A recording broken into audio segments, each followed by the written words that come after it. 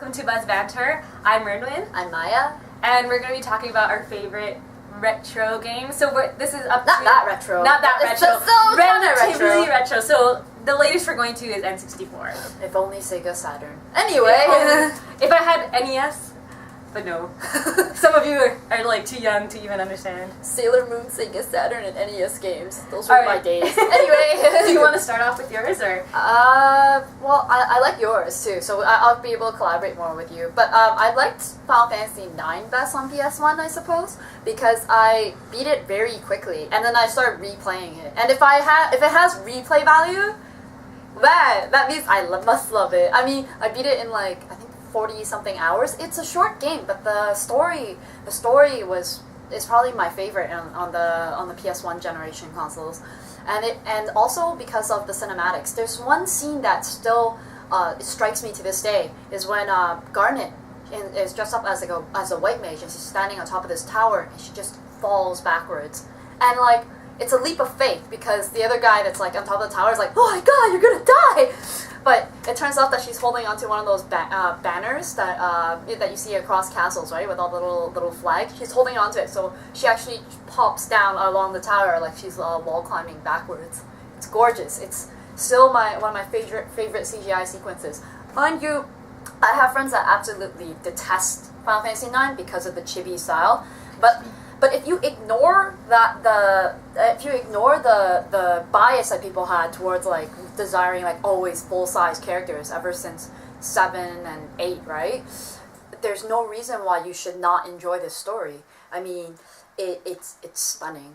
Like it's rather than moving you by plot, the story moves you by scenery. It makes you feel how the characters feel because of how the scenery is portrayed. If you have like I think one of my favorite characters is Aiko. She's this little girl, and she's basically has no one. She thinks that like her whole tribe was basically killed during a genocide, right? So she's like, her whole home village is empty except for herself. The fact that she survived is great, but she's trying to grow up when there's no one to model after. And like I adored the scenery that she was in because it proved how important the socialization is. She only has like a couple pets that float around with her. They're Muggles, but beyond that, she's so lonely. I was like, man, if she was a real kid, I would adopt her. If only. Yeah. Anyway. All right. So for you. Well, my favorite game is Banjo-Tooie. So and I do like the first one as well, which is the one you were talking about. With the skeleton. Mumbo Jumbo. Yeah. But the reason why I like the second one a lot more is just because it's more elaborate. I love the first one. But it's like in the second one where you have to learn skills to play the game. You actually have to go back to like World 2 after you learn the thing in World 8 to get all the jiggies. But it's so great. Like not only does it look good, especially for its time, like in because you know N64, it's really like I don't play a lot of N64. Yeah, I love it. Sorry, I love the N64, but I know actually a couple of my friends don't like the N64, and that kind of blows my mind because it's like one of the consoles that I spent most of my childhood playing. Yeah, I love collecting stars in those Mario games. Oh, yeah. Like the sliding penguins, you're like, wee! You're like, no, I fell off! And Mario Kart 64 is one of the best Mario Karts, like, of all time. I could say of all time for that one. Because they had so many aspects of it that they took out in the newer ones, and in the new ones they added the stuff. DS ones, right? Yeah. You know, Chocobo Racing was like a direct rip of Mario Kart, and yet I loved both of the games. I was like, I don't care, it's another racing game. It's like Diddy Kong Racing as well. Yeah. Oh, actually, I think that's where Banjo has his first appearance. Where he's just, like, if you play and he's just like, I'm Banjo, and he's like, yeah, Kazooie. But yeah, the game is really, I was really upset when I found out Nintendo lost the rights to this. Or I don't know if they ever had, it was on a Nintendo system, so I assume they once had the rights to it, but they don't have it anymore. And when the 3DS first came out and they remade Zelda, I'm like, oh my god, I would love to see Banjo-Kazooie.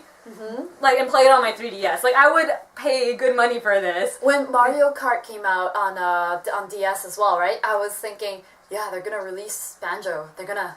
No, they haven't. And I also waited for Chocobo Racing, and they did not release it. I think it's on PSN in Japan. I've kind of waited a while for North America to get it. I think my friends in UK already have it, and I'm like, do you guys have Banjo-Kazooie yet? And they're like, no. I don't think they're ever gonna make another Banjo-Kazooie, and that's really upsetting because it's such a good game. I don't know. Yeah, a lot of people didn't like it because of like they said like the sound effects were annoying. I'm like, but that's what made it funny. I know. It's like they don't actually talk. For those of you who haven't played the games, it's just like a loop of sounds, and then you have text underneath. But it's a game. It's a game tactic. I know some games have that. I think it's easier as well, especially for like. If you want to concentrate on different parts of the game, you have to take away from something, right? Yeah. So in this case, they took away putting voice actors in and whatnot. I liked it when you died in the game. The Bootmaga would bring you back. I'm so bad. I would die purposely just to hear the sound effect. Bootmaga.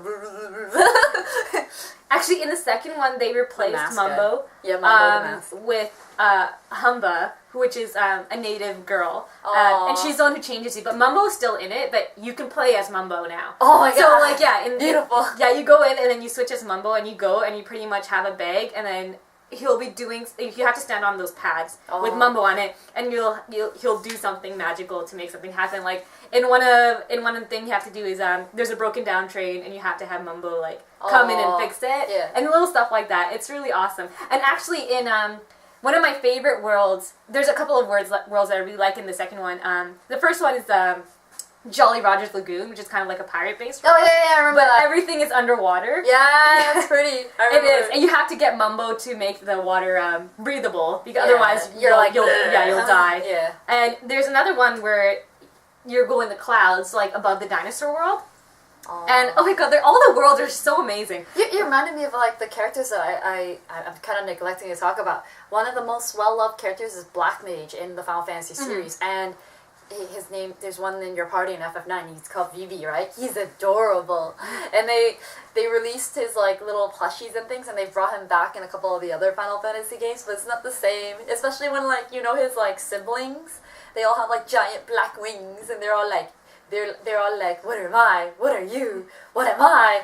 Existentialist. And I was like, this is when I first learned the word existentialist. And I was like, what does it mean? Double rainbow. Music should start playing about now, but no, he made it quite compelling. Does it really matter? The question of, does it matter where you come from, or does it matter more what you do with your life? And it's more the what you do with your life that matters. So I was like, man, this game teaches good stuff for little kids. Banjo-Tooie doesn't really teach much. It's just a fun game to play. But they have really interesting characters in each of the worlds. Like in each of the worlds you meet like a different kind of boss. Or, you know, like any other game. Yeah, but like they're so different from each other. Like in when you're playing Mario, you always have the same kind of boss. Yeah. But it's like slightly different. In Banjo-Tooie, you have a different boss each time. There's one time you have to fight a vacuum. There's an ice dragon, a fire dragon. There's a big balloon dinosaur thing that you have to Mr. Patch. It's just so it's really exciting just to go to each world, because each world is so different from the other as well. That's why I love the music in FF9, like You're Not Alone, that one piece. Whenever it plays, I'm like, oh, it's gorgeous. But it's so moving. You actually sympathize with the characters so much more because of the music and also the scenery. Like, honestly, I don't think they cared so much as like the character, like, because of how existentialist the characters are, right? Like Kuja is the main villain, and he's bent on trying to prove that he exists through extreme violence. But like, you realize that even the villains aren't that evil. They just don't know what to do with their lives. And as a gamer, right?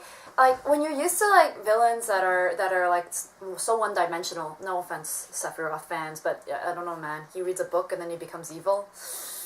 He's like, I read my mom's diary. Now I know where I come from. BRB, rage at the world. Destroy world. I was like, what? Really? And well, it's like better than Sleeping Beauty. You didn't invite me to this party? Everyone must die.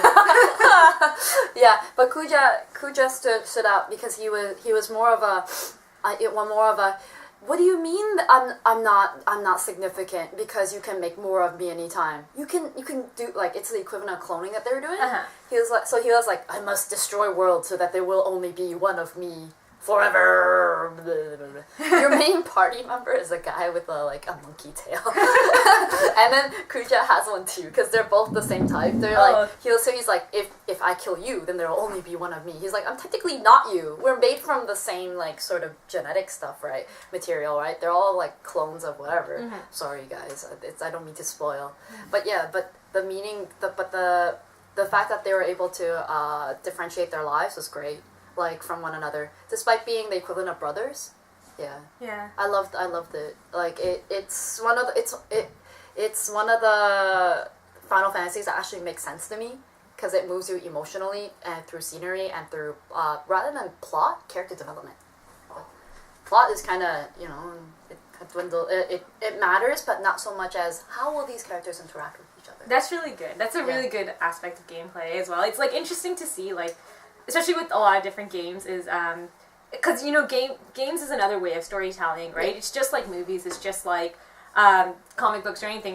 But it's highly underrated. So when you see really good story games, or games that are based on just character interactions, it's amazing. Yeah. But yeah, so those are our favorite games. Why don't you tell us yours up until the N64? If you have older games, Sega Saturn. Yeah. No, you can't talk about it. You can love it like I do. But no, you could talk about the Dreamcast, like Resident Evil, but no one said I could talk about it, so oh well. Look at Veronica! Maybe we'll have another video where we talk about really, really, really old games. You mean dead consoles? We could talk about that. Yes. So dead. Anyway, I'm Maya. I'm Merlin. Bye. No.